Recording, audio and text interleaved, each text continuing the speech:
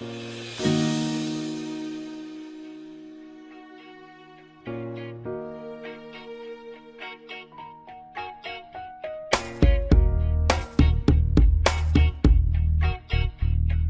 tema que ustedes ven ahí, lo puse así porque es el motivo de nuestra reunión.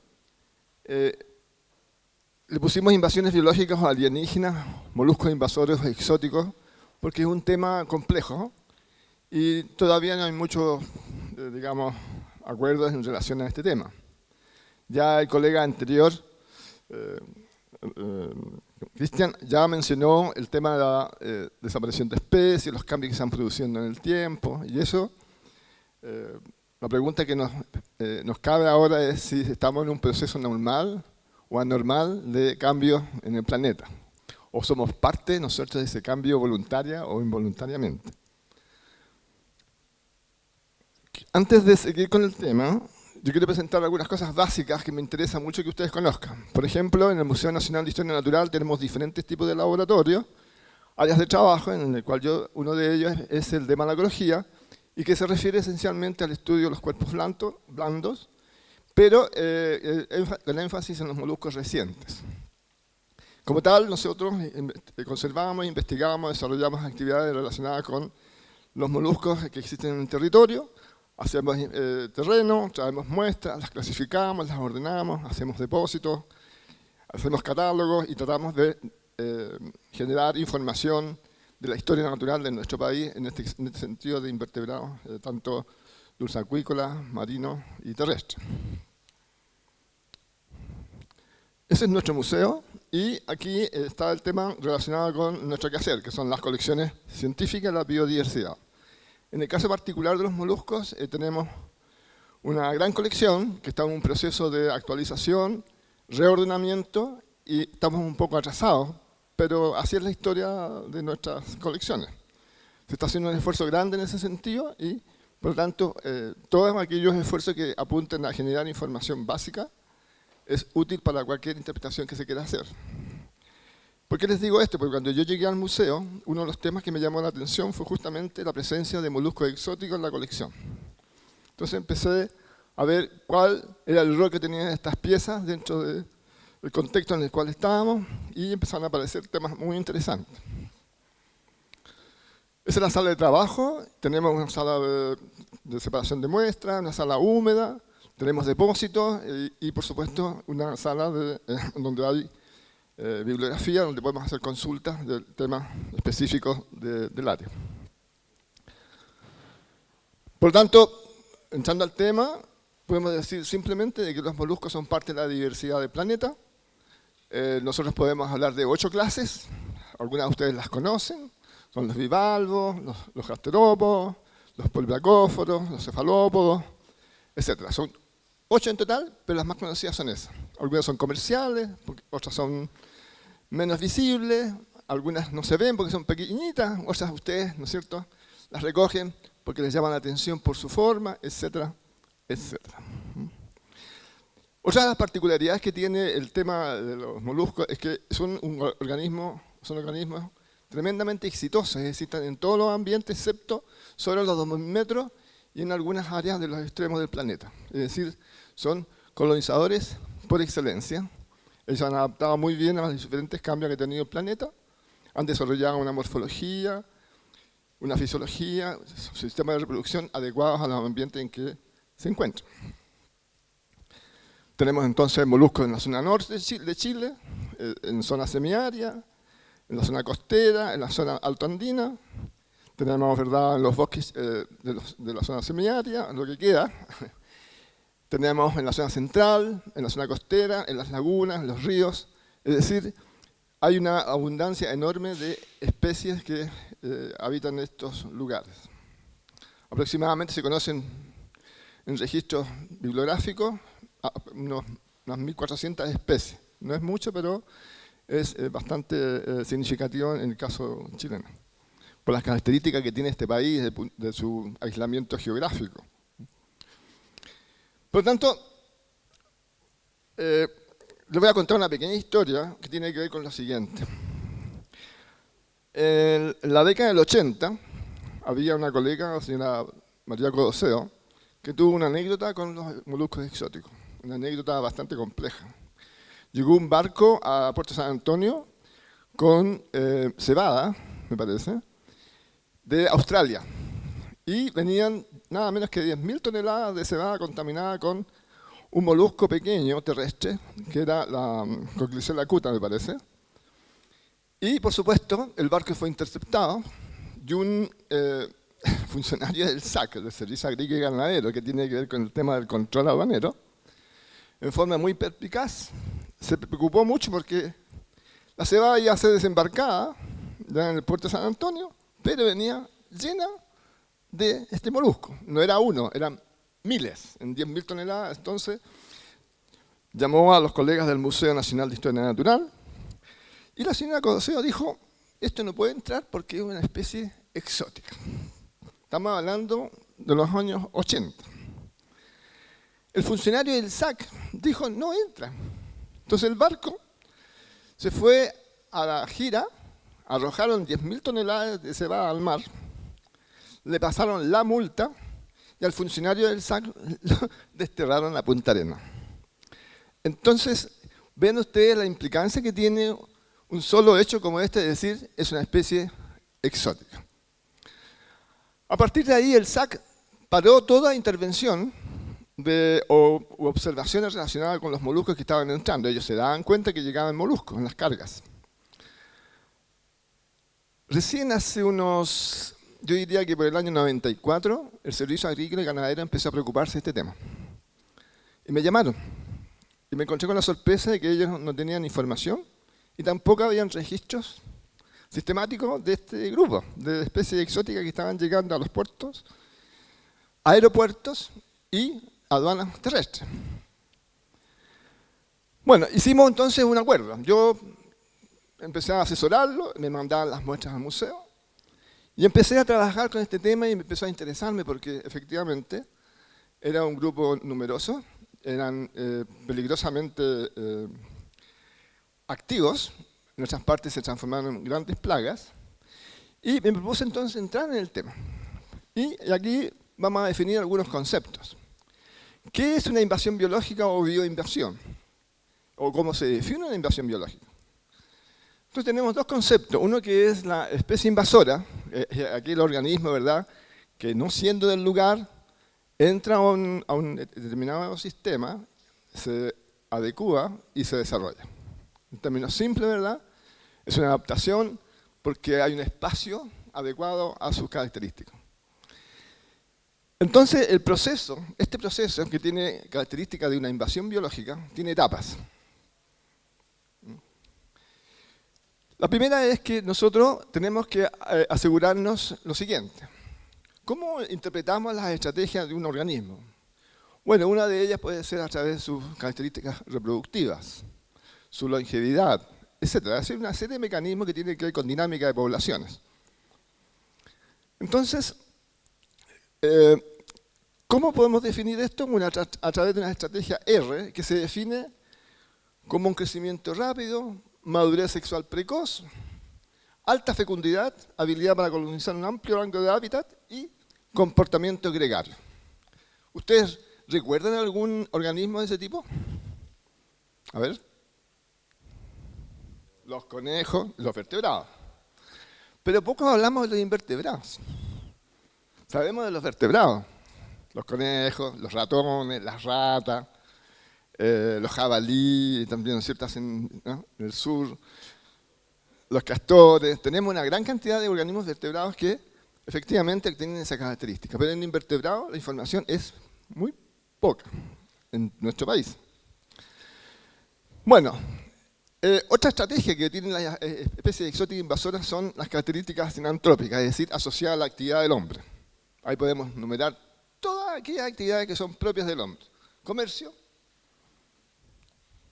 la alimentación, el traslado de maletas con cosas adentro, a veces nos metemos, un mosquito lo encontramos ahí, lo encontramos bonito, lo guardamos en el bolsillo, lo llevamos a otra parte. Y, por supuesto, otra estrategia que hace que estos organismos sean exitosos son la variabilidad genética y plasticidad filogenética. Es decir, son organismos que pueden estar en cualquier parte. Se pueden reproducir en condiciones más absurdo, pero mantienen su característica como tal, se encapsulan, hibernan y mantienen su potencial reproductivo. Por ejemplo, la mayoría de los moluscos terrestres, sobre todo, tienen opérculos. Se sellan, los marinos también tienen, pero los terrestres tienen una particularidad.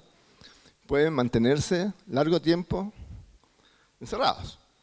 Otros organismos se entierran, se hunden en el fango, mantienen entonces una humedad interna y un periodo de latencia muy prolongado, hibernan. Es decir, son verdaderos invasores adaptados a cualquier sistema. Y por supuesto, entonces, una habilidad para repoblar hábitats colonizados previamente. Donde hay moluscos, pueden llegar otros moluscos. ¿No es cierto? Es como una conclusión importante. Bueno, aquí tenemos dos conceptos importantes. Uno, que en el caso de las estrategias, la estrategia R y la estrategia K se diferencian esencialmente porque son opuestas. Es decir, la R es la que acabamos de señalar, es una estrategia con alta fecundidad, muchos organismos. La estrategia K es más complicada, generalmente tienen pocos ejemplares, son periodos de reproducción más largos. ¿Cuál sería esa estrategia que ustedes conocen?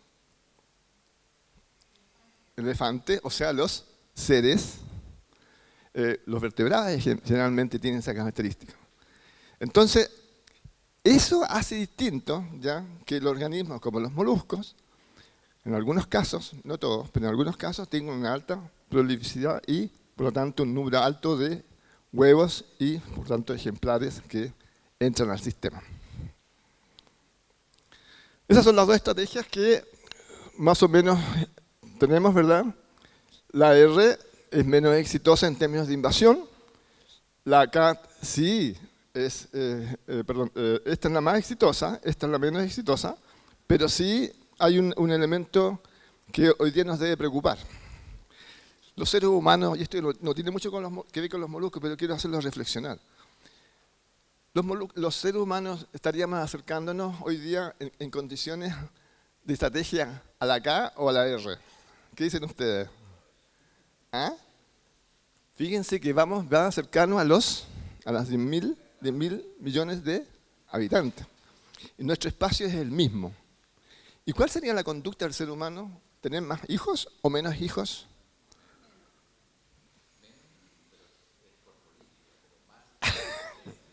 Les dejo la inquietud. Bueno, entonces tenemos acá un lenguaje que se ha ido desarrollando en el tiempo, que son conceptos que tienen que ustedes manejar para poder familiarizarse con esta tendencia hoy día de las especies exóticas, no solamente de moluscos, sino que de muchos otros organismos. Las plantas también son invasoras, ¿sí o no? Sí, ¿no es cierto? No. Por lo tanto, tenemos las criptogénicas, que son especies que no tienen registros claros de ser nativas o introducidas. Naturalizadas, especies introducidas a hábitats modificados en invasiones históricas. Cosmopolitas, especies introducidas con amplia distribución geográfica.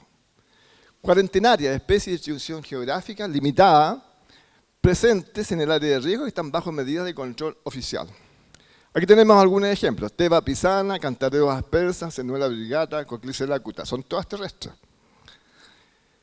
Teva pisana, como muchas otras, están bajo el concepto de especies cuarentenarias. No pueden entrar al país. Es decir, el SAC, Servicio Agrícola Ganadero, las tiene un listado de especies peligrosas.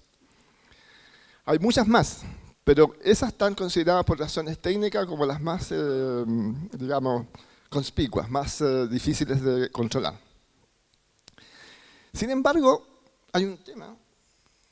Esa que está ahí, Cantareo Helia aspersa, está en Chile hace muchos años.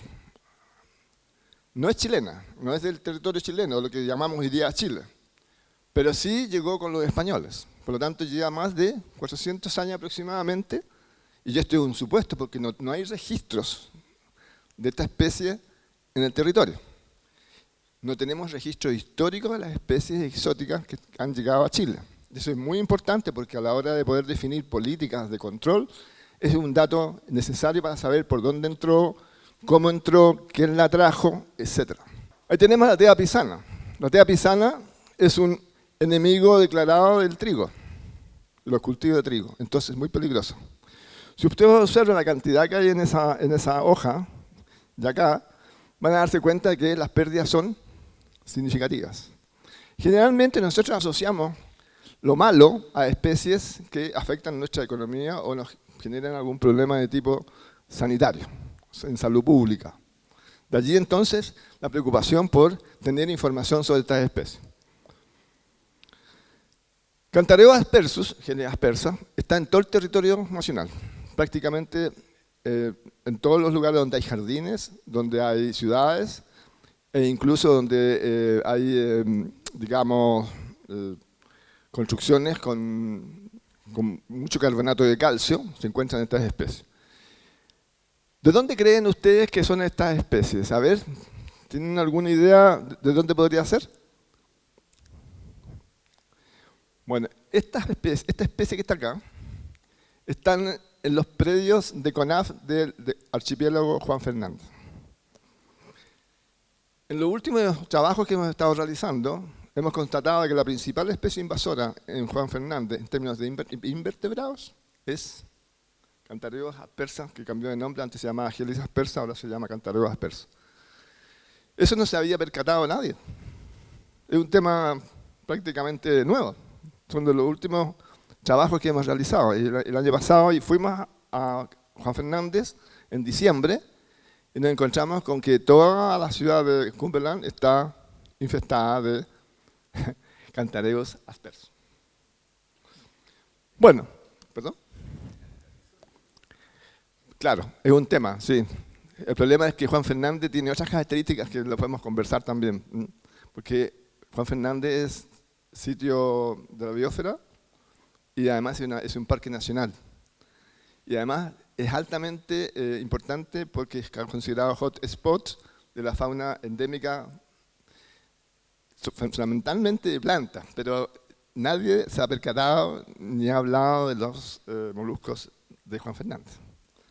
Bueno, aquí ustedes entonces tienen, ¿verdad?, el tema de los hábitats marinos, que lo va a hablar en la próxima charla nuestro colega Pedro, porque él va a hablar más de lo marino. Yo no, esa parte no la voy a tocar, justamente nos dividimos estos temas para no profundizar tanto. Y la verdad es que el criterio de inclusión para la especie criptogénica, en este caso marina, son esas, ¿ya?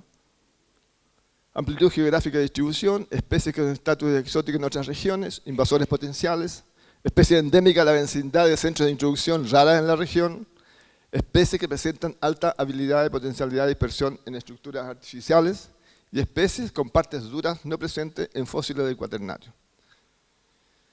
Bueno, hay un tema que tiene que ver con estas especies que aparecen de pronto en el horizonte. Tenemos la acantina fúlica, que es una especie que está hoy día infestando la zona de Ecuador, Colombia y también Perú, pero notoriamente entró y ha generado muchos problemas en las Galápagos. Por lo tanto, este es un tema para los que están interesados en la ecología de islas, que el tema de las invasiones biológicas, en una definición que ha hecho David Robinson del Ministerio de Agricultura norteamericano, que el tema de las invasiones biológicas en general comienzan por las islas, ¿no? Por el mismo tráfico intenso que hay de mercaderías.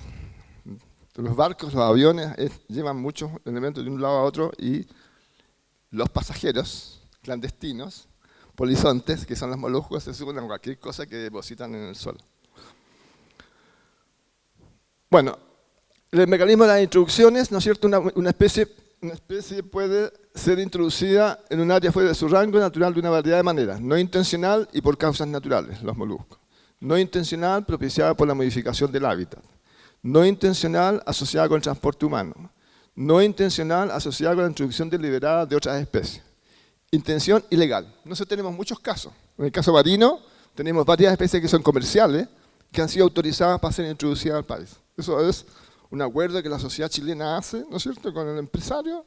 Ese usted se va a encargar de traer a balón, perdón, y lo va a explotar. ¿Se acuerdan las noticias? Hace unos días atrás se estaban robando los avalones. ¿No? Bueno, ese es un tema que probablemente Pedro lo va a tomar, ¿verdad? Y les va a contar algunas anécdotas también relacionadas con estos organismos tan interesantes.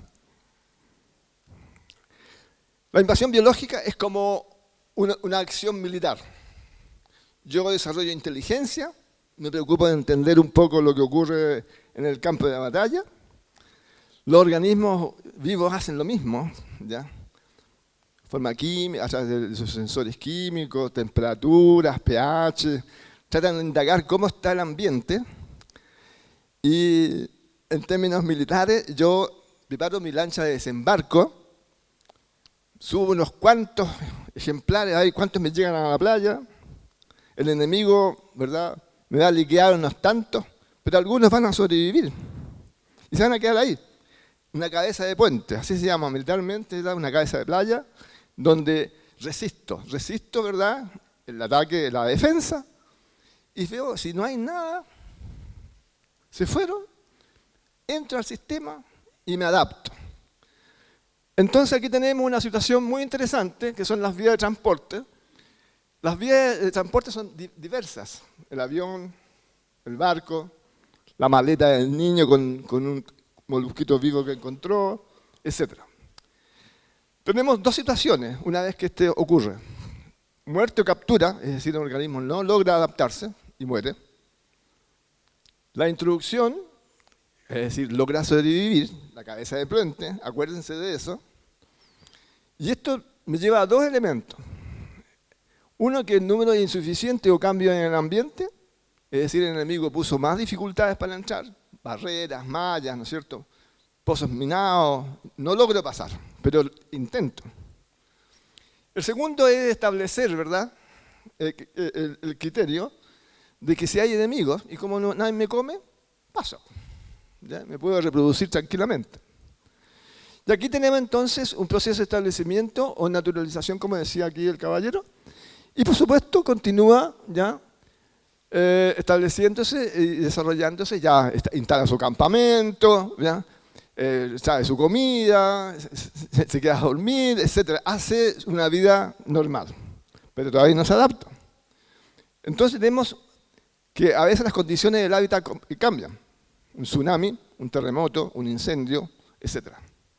O cambia la temperatura, o sea, hace muy frío, cae mucha agua, entonces el animal no logra entender y muere. Aquí también tiene la posibilidad de que tiene éxito y se dispersa. El agua, el viento, los animales empiezan a llevar, ¿verdad?, estos organismos que se empiezan a reproducir. El agua es un buen dispersor. Aquí hay un ejemplo interesante. Yo se los voy a mostrar en otra diapositiva, pero se los voy a adelantar. En Brasil y Argentina y Uruguay hay varios ríos importantes. También hay centrales hidroeléctricas, algunas muy conocidas, en el Alto Paraná, ¿verdad? Y han entrado varias especies de bivalvos asiáticos, entre ellas Limnoperna fortunei.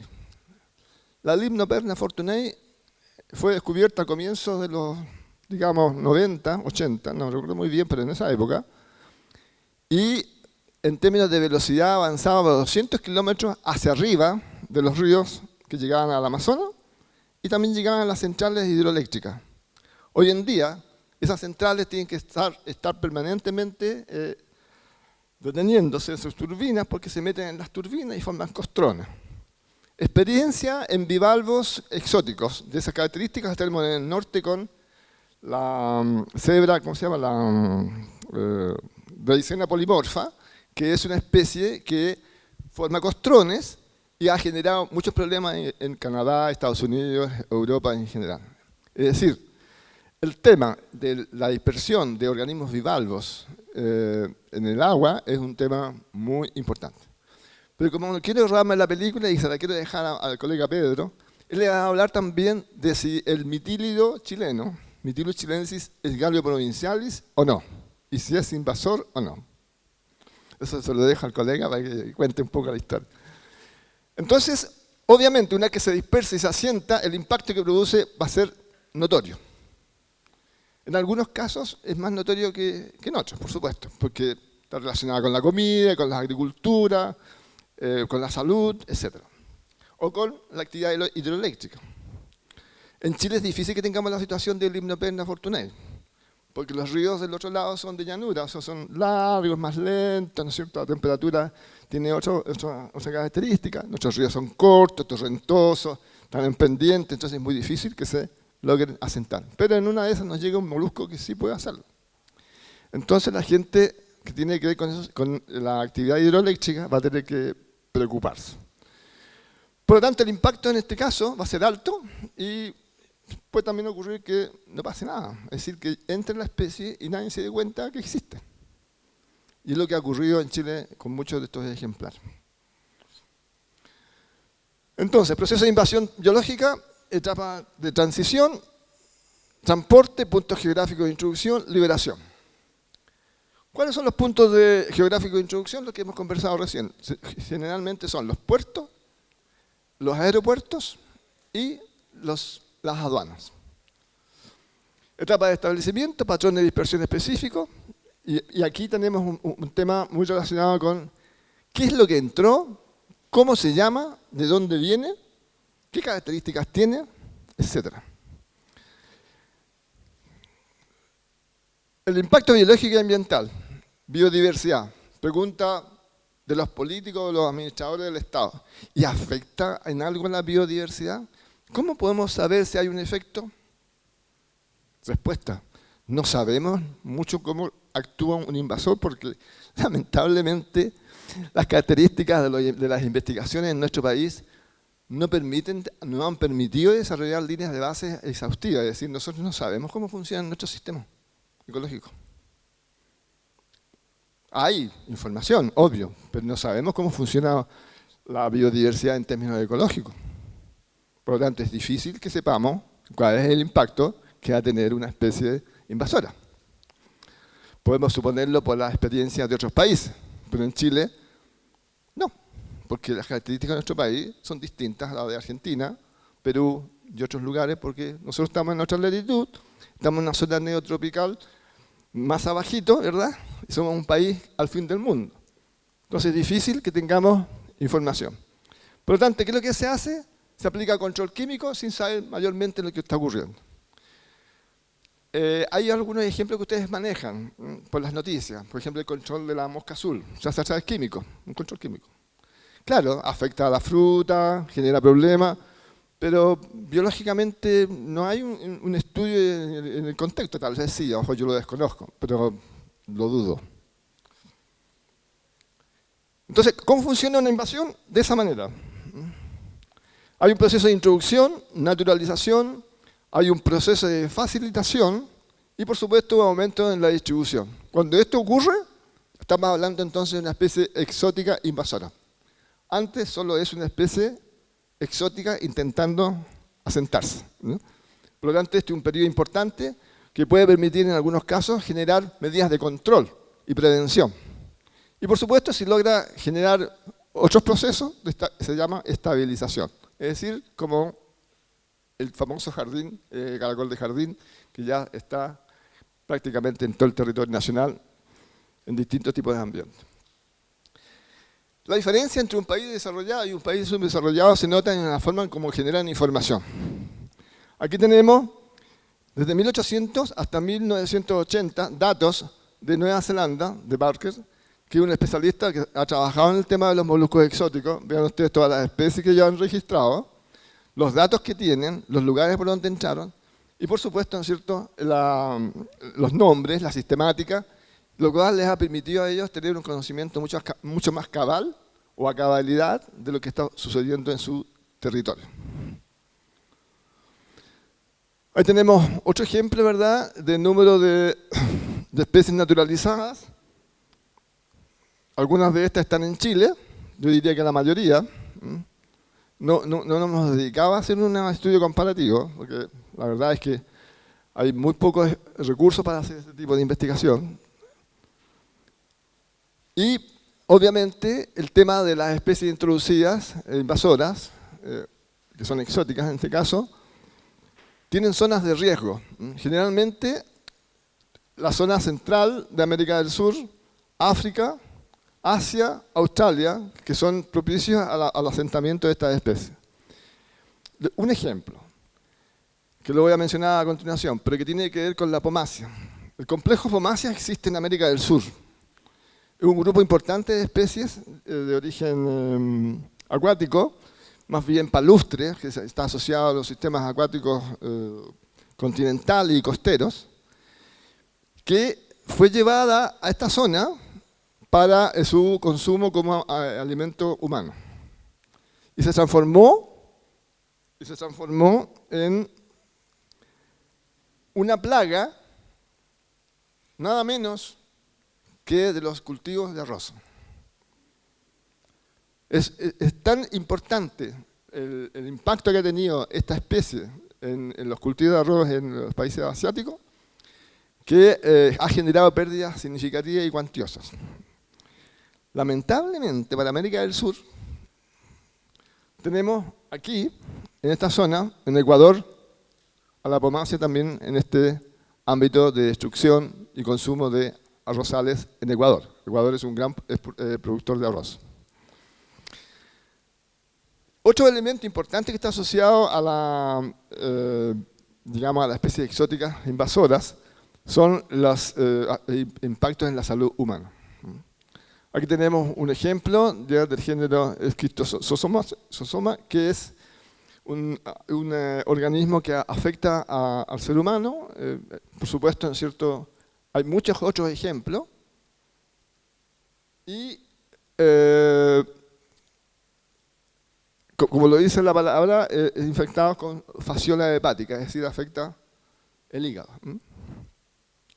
Bueno, este es un ejemplo simple. En realidad, hay otro caso que estamos estudiando, que lo está desarrollando la colega aquí, Andrea, que es médico veterinario, que tiene que ver con un nemátodo presente en una especie que se encontró en el norte, que se llama Pomacia canaliculata. Es el caso de la Limnea fortunei, que está acá. Si ustedes observan, aquí está la entrada del río de la Plata, y estos son ríos que van subiendo hasta llegar a colonizar toda una zona importante de la cuenca hidrológica del río de la Plata. De aquí hay muchas centrales hidroeléctricas. El caso Pomacia. El caso Pomacia que existe en Chile fue descubierta en el año 2008 en la zona de Laguna Conchalí, en esa zona que está ahí, al lado de un puerto de la ciudad de Los Vilos, y que tenía una presencia altamente significativa. Es esa que ustedes ven, es como los bandidos. Si usted la ve, por favor avise inmediatamente, se busca. No puede entrar a Chile esta especie, es muy peligrosa, tiene una alta prolificidad y la verdad es que los estudios que se han hecho en otras partes no indican su como canaliculata, pero como pomacia sí afecta a muchas plantas y compite con otros organismos. Esta zona, que está acá, que corresponde a la Laguna Conchalí, estaba infestada de pomacia. Felizmente, ahí tienen ustedes un ejemplo de la cantidad de posturas que ponen, que cumplen, ¿no es cierto?, con la condición de especie, con una estrategia R, ¿no es cierto? Acá tenemos, ¿verdad?, otra especie, que es el caso de Otala puntata, que fue encontrada en la zona de San Antonio, en la cuenca del río Maipo, y que hoy día se extiende hasta el Paico. O sea, tenemos una zona bastante extensa. Allí, todo este sector está con esta especie que es altamente peligrosa porque afecta a los cultivos y es pariente de otra especie también que felizmente no ha llegado a Chile, que es la Otala láctea. Y la Otala láctea sí que es más agresiva que esta. ¿Cómo llegó? Aquí entramos en la historia y eso es interesante. En el año 84 aproximadamente me tocó investigar unos datos de Chile, de estadística pesquera, y me encontré dentro de un listado de especies marinas de exportación a esta especie, Otala puntata. Yo me pregunté qué hace una especie terrestre dentro de un listado de especies marinas. Sucede que hubo un productor de Otala en Argentina que quiso hacer la maquila, porque le salía más cerca del puerto de San Antonio, contrató a unas personas y trajo la Otala hacia acá, y obviamente después que el negocio falló, los moluscos quedaron, los liberaron o se escaparon. Y hoy día usted puede encontrar en la zona costera a la Otala puntata. Caso Cerocesta. La caso Cerocesta, esto es en San Vicente, en Talcahuano. Esto lo encontré en el año 2007. Otra especie invasora que ya debe estar también en parte de la cuenca del Biobío, aparentemente no tiene ningún efecto, porque no sabemos mucho cuál es su impacto desde el punto de vista biológico. Esa es la zona que se encontró, primero acá, y estaría, ya tengo información que me llegó de aquí, de esta zona, por lo tanto ya tendría una dispersión bastante significativa. Medidas de control, bueno, las medidas de control son evidentes. Hoy día el Estado chileno, a partir de las políticas generadas por la OECD y obviamente por la presencia evidente de muchas especies exóticas, se ha desarrollado una política, hay un programa, está el COSEI, donde mi amigo Pedro está participando activamente en el Ministerio de Medio Ambiente, o participaba, parece, no me acuerdo, y hoy el Estado está preocupado de este tema. Entonces, la identificación y control de especies exóticas es una política de Estado hoy en día. Entonces, aquellos jóvenes que quieran trabajar en este tema, bienvenidos sean, porque hace falta, como decía Cristian, mucha gente en este tema. Entonces se deberá considerar la cuarentena, inspección, erradicación, control y monitoreo de seguimiento. Método de erradicación no es recomendable porque tiene que ver con el impacto ambiental en el territorio. Muchos de estos elementos químicos pasan al suelo, al agua y es complicado. A modo de conclusión, esto es una reflexión, ¿ya? Pero de un hecho real. La biodiversidad del planeta enfrenta dos grandes desafíos que están afectando seriamente su natural evolución. Uno es la fragmentación del bosque nativo. ¿De cuándo creen ustedes que es esta fotografía? Zona central.